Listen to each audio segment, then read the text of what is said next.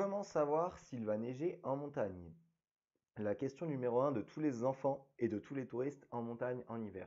Bonjour, ici Cédric et bienvenue dans cette nouvelle vidéo de ma chaîne YouTube Cédric Guéné. Donc aujourd'hui, je vais vous expliquer comment savoir s'il va neiger en montagne. Ça, c'est une question que j'ai énormément en tant qu'agent d'accueil à l'Office du tourisme. Et en fait, cette question, euh, elle est importante dans deux cas de figure. Donc, soit vous avez besoin de monter en station de ski et ça va être pour connaître l'état de la route, l'état de l'enneigement, savoir si vous avez galéré ou pas pour monter et savoir si vous allez devoir vous équiper soit des chaînes, soit des chaussettes si vous n'avez pas de pneus neige. Ou sinon, ça va vous permettre d'organiser vos journées de ski et savoir si vous allez vous reposer le jour où il neige et pouvoir après profiter de votre semaine, aller pouvoir rider quand il fait grand beau temps et qu'il y a de la neige fraîchement posée, un peu comme sur cette photo que j'ai prise à Belle-Plagne. On voit de la neige fraîchement posée dans les sapins avec un grand ciel bleu. Et là, c'est ce qu'on recherche comme condition idéale pour profiter des pistes en station de ski en montagne. Donc en fait, moi comme prévision météo, j'utilise principalement deux sites. Je vais vous les montrer. Il va falloir coupler les deux sites pour avoir des prévisions fiables à 99,9%. Donc le site incontournable que j'utilise, ça reste MSN Météo. MSN Météo, très très bon site en fait. J'ai pu le tester dans plein d'endroits. Il est super précis. Je l'ai testé au Portugal pendant pas mal de temps. Il marchait très très bien. Je l'ai testé sur la côte atlantique, en Vendée, en Gironde. Il est fiable. Je l'ai testé dans les Pyrénées-Orientales. Il est fiable. Je l'ai testé sur la côte d'Azur. Il est fiable aussi. Sur la région parisienne, il est très fiable. Et là, en montagne, en Savoie. Le seul bémol que j'aimais sur MSN Météo, c'est que là, bon, il indique pas trop les quantités de neige et il dit neige légère actuellement. Neige, neige, neige, mais on ne sait pas combien de centimètres il va tomber, on ne sait pas quelle altitude la neige va commencer à tomber, on n'a pas toutes ces infos-là. Et donc là, c'est ce que je reproche à MSN Météo, c'est qu'il n'est pas assez précis en montagne pour les quantités de neige. En revanche, il est précis pour les heures. Donc quand ils disent nuageux à partir de 22 heures, ça veut dire que la neige va s'arrêter pendant la nuit. Et après clair, ça veut dire qu'il va faire grand beau demain matin. Ça, c'est quasi sûr. Donc, pour pouvoir être sûr de savoir s'il va neiger ou pas, le mieux c'est de coupler MSN Météo, enfin, pas d'être sûr qu'il va neiger, mais d'avoir les quantités précises, coupler l'information qui est donnée par MSN Météo avec un spécialiste de la neige, Snow Forecast. Donc là, je vais vous expliquer comment on utilise Snow Forecast. On choisit sa station de ski. Le site est en anglais, mais une version française existe. Et là, vous avez trois niveaux d'altitude. Le niveau haut de station, intermédiaire, le niveau bas de station. Donc on peut voir, tac, ils annoncent au niveau intermédiaire 4 cm, 4 cm, 1 cm. Si je mets plus bas, forcément, ils annoncent moins de quantité de neige. On fait le test en temps réel. Et là, un petit peu plus bas, 3 cm, 2 cm au lieu de 4 et 1 cm. Donc on voit que les quantités sont un peu moindres quand vous descendez dans la station. Donc toujours prendre les quantités qu'ils vous donnent sur un niveau et puis après l'adapter à votre altitude. Après, pour ce qui est des chutes de neige, en commentaire, ils vous mettent c'est de la neige légère. Donc il y a plusieurs niveaux de neige. Le plus bas, c'est Snow Shower, averse de neige.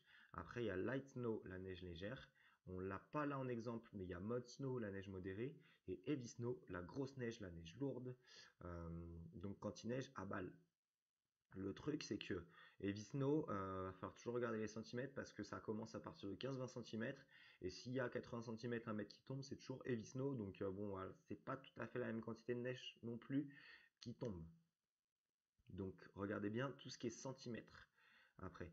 Et l'indication, c'est regarder s'il y a du vent. S'il y a vent, couple vent plus neige, il y a de fortes chances qu'il neige. Parce que généralement, quand il neige, c'est qu'il y a des précipitations, donc il y a des zones de turbulence. Donc oui, il y a quand même des rafales de vent. Par contre, s'ils annoncent de la neige avec 5 cm, il y a moins de chances qu'il neige, un peu comme voilà, snow shower, machin et tout. Moi, j'y crois pas trop. On va regarder ce qui se passe. Il y a peut-être y aura une petite perturbation, mais là, ils annoncent surtout des nuages par rapport à MSN.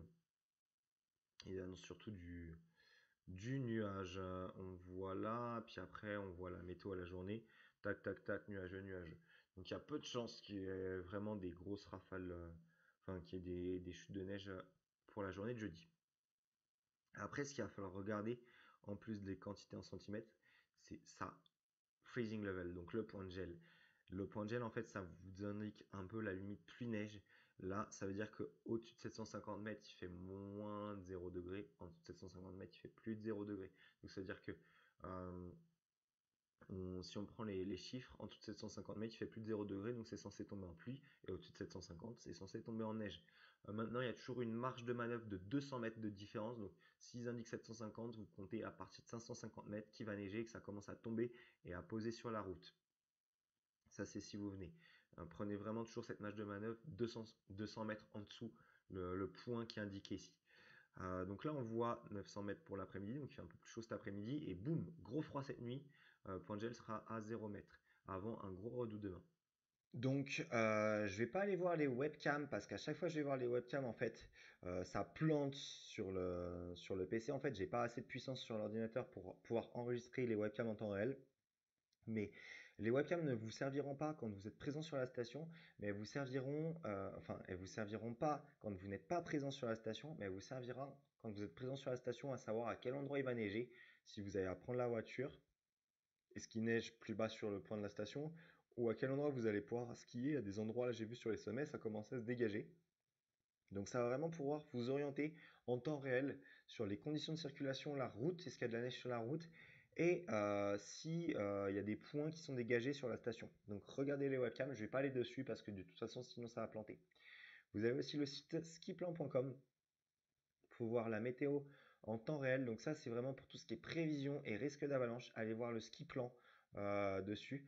Pour tout ce qui est vent, ils sont bons. Vent, force du vent, ils vous donnent les bonnes quantités.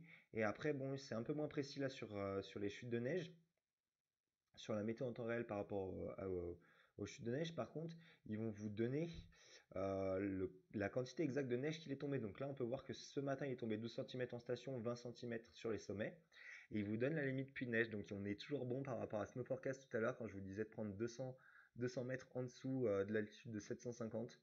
Comme ça vous fait une...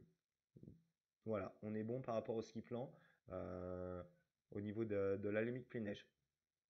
Là, il vous réexplique un petit peu qu'est-ce qui va se passer dans la journée au niveau de la météo. Donc, vous pouvez aller voir également le site skiplan.com.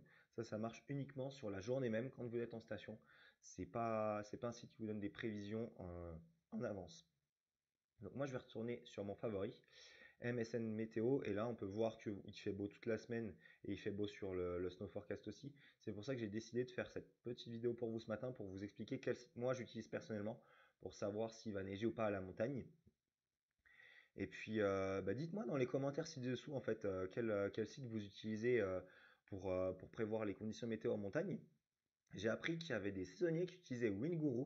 Alors, WindGuru, pour ceux qui ne connaissent pas, c'est un site que moi j'ai utilisé personnellement pour le surf. Ça vous indique la houle des vagues, la distance entre les vagues et la hauteur de vague quand vous faites du surf.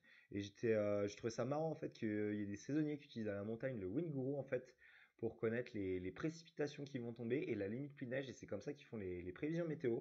Donc je trouvais ça un petit peu marrant. Donc dites-moi dans les commentaires quel site vous utilisez personnellement pour voir les prévisions météo sur les chutes de neige à la montagne. Et puis vous allez trouver aussi également en dessous de cette vidéo un bouton pour vous abonner et recevoir mes prochaines vidéos. Donc vous allez pouvoir cliquer sur vous abonner, comme ça vous recevrez les prochaines vidéos. Et moi du coup je vous dis à bientôt dans une prochaine vidéo et puis bon ride sur la montagne. Allez, ciao ciao.